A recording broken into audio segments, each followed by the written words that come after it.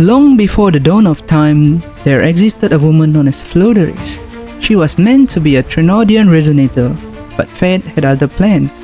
To sheer luck, and probably some developer favoritism, she crossed paths with our hero Rover. After a fierce battle and a heroic sacrifice by Cartwheel, Wuthering was defeated.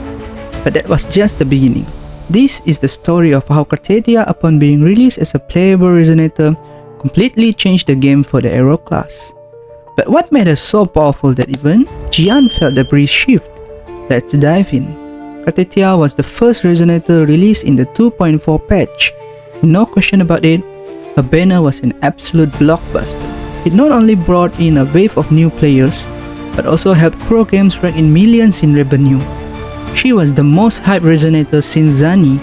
Seriously, people were skipping meals and grinding open world maps just to farm asteroids to pull for her.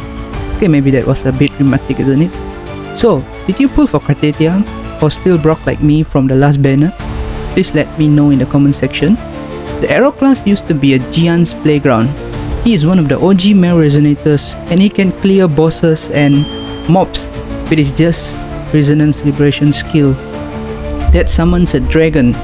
Pair him with Brina and Mortefi and you had a top tier DPS machine for the past 1 year. But what changed? Then Cartwheel came on 2.4 patch. 1 year later, out of nowhere, boom, new meta. Suddenly Jian had real competition. And by competition I mean someone who could bench him completely. But then, Cartwheel isn't just another Aero unit. Her kit is different from what the previous Aero units were. Her kit introduces a new mechanic, Aero erosion, which is one of the game's negative effects. These effects were first introduced with Zani.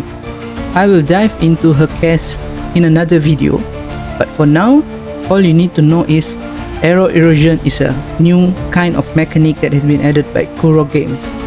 There's actually another resonator who applies Aero erosion before Cartwheel was released, and I know from just this tune you guys will know who she is. Ta ta da da da ta ta ta da da da.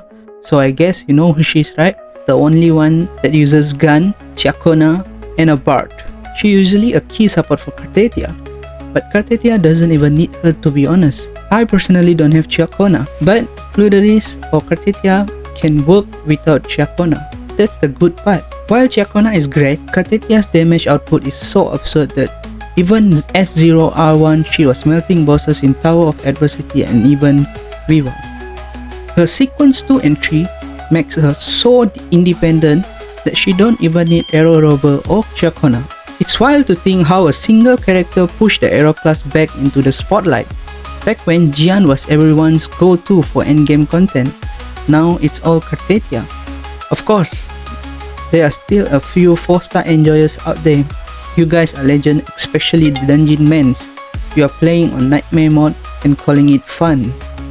So yeah, Cartwheel's release basically made her fun, must-pull resonator for anyone who wants to clear content without sweating bullets. While negative effects weren't exactly beloved when Zani came out, of course you know right, restrictions.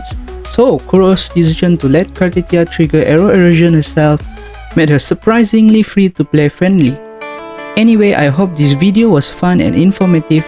If it was, do me a favor. Hit that like button, drop a sub and share it with your friends, family members. I don't care, just share it. So, if you like this video and you want to see some more of this type of content, be sure to subscribe. I'm signing off now. We'll see you in another video. Peace out.